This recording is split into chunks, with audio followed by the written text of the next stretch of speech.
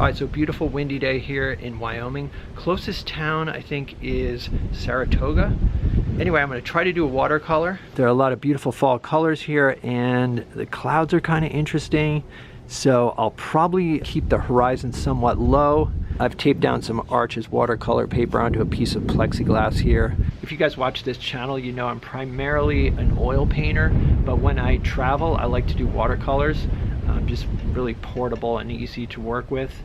It's actually pretty cold and windy out here, so I might have to work from inside. We'll see how long I last out here. I always start my watercolors with a pencil sketch, and the pencil I use is usually just like a #2 pencil, nothing fancy, and then I have a kneadable eraser. My approach to watercolor is similar to my approach to oil painting, which is to start out with big shapes. And I find that if I keep the composition simple, I usually have more success. Usually I'll do a wash, a preliminary wash, and then I'll wait till that dries a bit, and then I'll come over with more detail. But the problem is, because it's cold out, the wash will take too long to dry, probably. So I may not do a wash today. I might just go straight into painting. I'm not really a watercolor artist. I love it, but I'm not, you know, this is not a watercolor tutorial, obviously. I'm just sharing my process, my struggles. The colors are beautiful. And what's interesting is they're really different from what I'm used to from California. It's kind of interesting that in nature, there just seems to be natural color harmony, you know, but when we're painting, we always struggle to have color harmony. But yeah, just when I'm looking out at nature, it's kind of interesting, you know, regardless of where you are, the colors seem harmonious. All right, so hopefully you guys can see what's going on here. I've got some rocks right here, and then there's some aspen trees in the distance, and then also distant mountains and some clouds. So right now I'm sitting on this deck, but it's so windy up here. I'm thinking that I might go down onto this lawn here. I'll still have a view to work from, but I think it might be less windy down there. All right, so I found a more protected spot. I think I might do a wash just for the sky. So I'm wetting this sky area here, and it's warm and sunny, so this will dry fairly quickly, I hope. Also, the air here is really dry.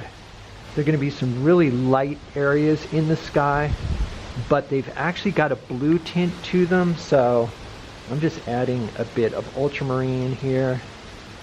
And this is going to dry much lighter, but I do want the clouds to have a sort of blue tint to them.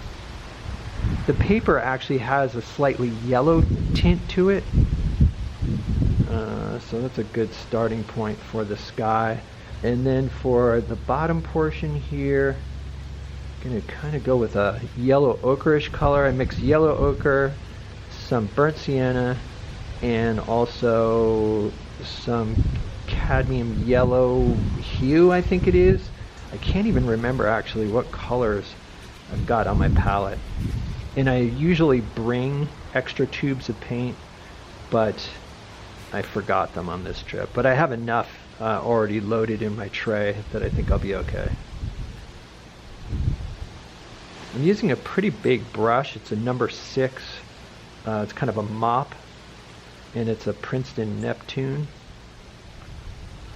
These mountains right here are going to be almost a pure ultramarine blue. I'm going to soften some of these edges. The nice thing about starting with a wash is it's pretty forgiving. All right, so I've got some pure ultramarine blue here, and it's only been a few minutes since I did my wash, and already the paper is drying. And I think that's because the air is so dry here. As I've mentioned before with my oils, I try to paint without expectation, and I'm just enjoying the process, really. And I don't worry whether the painting turns out or not. One of my favorite things is to just be in a beautiful place and and just relax and paint. One thing I like about painting new subjects is that it really forces you to rely on your instincts. With subjects that you've painted a lot, you can sometimes fall into formula, which is understandable.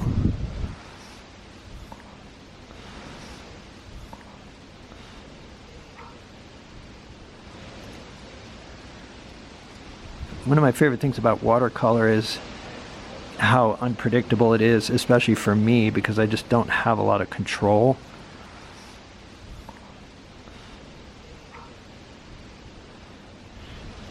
Alright, I've got a purplish mixture here for these mountains that are even further in the distance. Try to keep the value very light, push them back.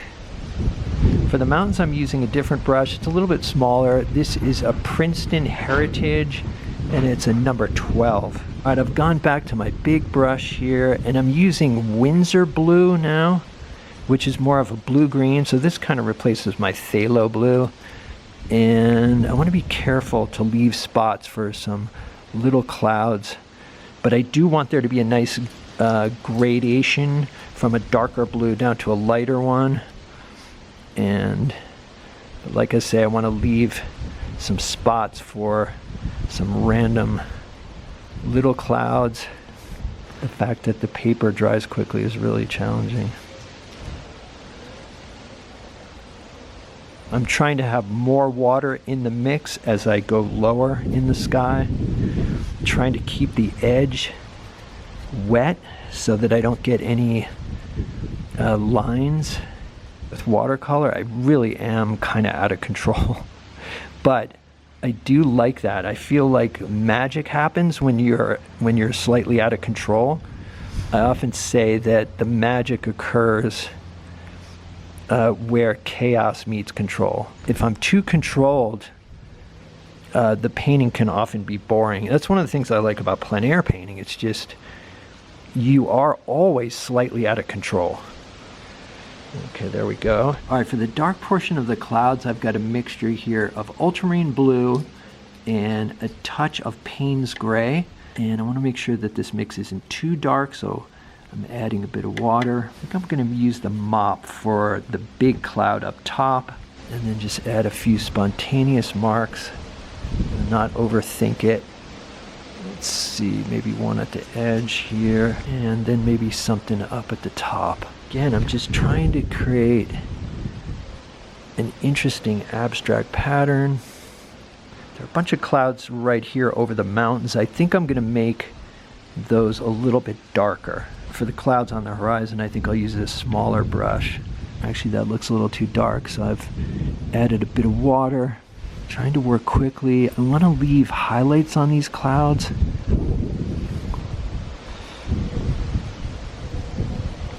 There have been so many times where I think that I've ruined the painting, and then I wait for it to dry, and to my surprise, I'm like, oh, you know what? Actually, it's okay. And it doesn't really matter if the painting comes out or not. It's the state of mind you achieve while painting that is really the reward. Just being focused on something in that state of careful observation where you're not thinking about anything else. For the aspen trees, I've got a mix of cadmium yellow medium and burnt sienna. I want a really saturated mix because the trees are the brightest and most saturated thing in the picture. I'm really surprised at how fast this paint is drying.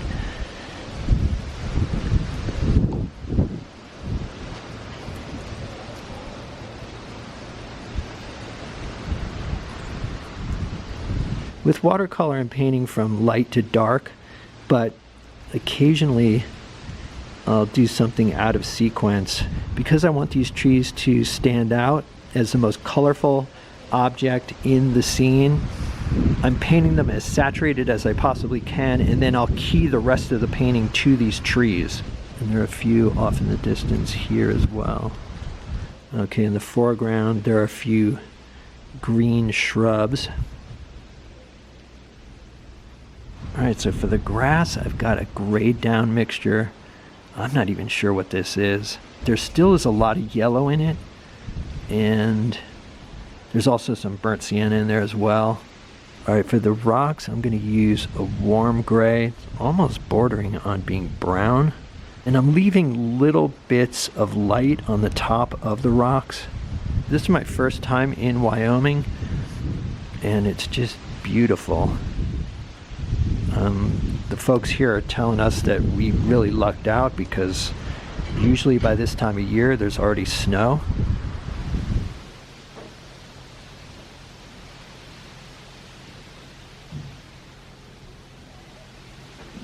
Alright, so here is what I came up with. This was a fun experiment, but I think that I might like to try focusing on this area here.